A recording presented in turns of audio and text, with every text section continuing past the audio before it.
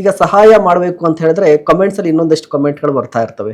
ಸಹಾಯ ಮಾಡೋದಕ್ಕೆ ನೀನು ಪೊಲಿಟಿಷಿಯನ್ ಆಗ್ಬೇಕಾ?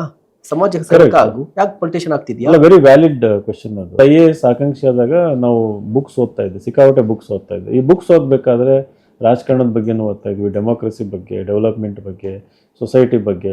ಕೆಲವು ಸರಿ ಥಾಟ್ಸ್ ಬರೋದು ನನಗೆ, okay IAS well and good, ಆದರೆ ವಿಲ್ ಕಂಟಿನ್ಯೂ ಅಂತಂದು. ಸೊ ಆಗದೆ ಇದ್ದಾಗ ಏನು ಮಾಡ್ಬೋದು, ಆಪ್ಷನ್ಸ್ ಬರ್ತಾ ಇತ್ತು. ಒಂದೊಂದ್ಸರಿ ಹೈಯರ್ ಎಜುಕೇಷನ್ ಹೋಗ್ಬೇಕನ್ನೋದು, ಒಂದೊಂದ್ಸರಿ ಪೊಲಿಟಿಷಿಯನ್ ಆಗ್ಬೇಕಂತ ಅನಿಸುತ್ತೆ. ಬಟ್ ಅವಾಗ ಏನೂ ಇಲ್ಲ, no income, no resource, nothing ಇದ್ದಾಗ ಏನಾಗ್ತಾ ಇತ್ತು, ಆಸಕ್ತಿ ಅಲ್ಲೇ ಕಮ್ಮಿ ಹೋಗ್ತಾ ಇತ್ತು. ಬಟ್ ಆದರೂ ಒಂದೊಂದ್ಸರಿ ಹಠಕ್ಕೆ ಬಿದ್ದು ನಾನು ಡೇ ಡ್ರೀಮ್ ಮಾಡ್ತಾ ಇದ್ದೆ. ಈಗ ಬರಾಕ್ ಒಬಾಮಾ ಸ್ಪೀಚ್ ಕೇಳಿಸ್ಕೊಂತ ಇದ್ದಾಗ ಅನ್ನಿಸ್ತಾ ಇತ್ತು, ಇವ್ರು ಹೆಂಗೆ ರೈಸ್ ಆದರು, ಝೀರೋಯಿಂದ ಅಮೇರಿಕಾ ಪ್ರೆಸಿಡೆಂಟ್ ರೈಸ್ ಆದ್ರಲ್ಲ. ಆಮೇಲೆ ನೀವು Nelson Mandela biography, I think a path to freedom ಅಂತನೋ ಇದೆ. ಸೊ ಆ ಬುಕ್ಕನ್ನು ಓದ್ಬೇಕಾ ಅನ್ನಿಸ್ತಾ ಇತ್ತು, ಇವರೆಲ್ಲ ಝೀರೋಯಿಂದ ಅಲ್ಲಿ ತನಕ. ಸೊ ಒಂದು ಬಹಳ ಕ್ಲಿಯರ್ ಆಗಿದ್ದೇನು ಅಂತಂದ್ರೆ, the greatest of the people, once upon A time they are all invisible, they are all very common.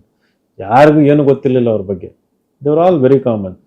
So but ನಾನು ಹಂಗೆ ಇತ್ಕೊಂಡು ಡೇ ಡ್ರೀಮ್ ಮಾಡ್ತಾ ಇದ್ದೆ, ಮುಂದೊಂದು ದಿನ ಹಿಂಗೆ ಆಗಬೇಕು, ಹಿಂಗೆ ಸ್ಪೀಚ್ ಕೊಡಬೇಕು ಪಾರ್ಲಿಮೆಂಟಲ್ಲಿ ಅಥವಾ ವಿಧಾನಸೌಧದಲ್ಲಿ ಸ್ಪೀಚ್ ಕೊಡಬೇಕು, day dream. It was like ನಾನು ಯಾವಾಗ 26-27 ವರ್ಷ ಇದ್ದಾಗ.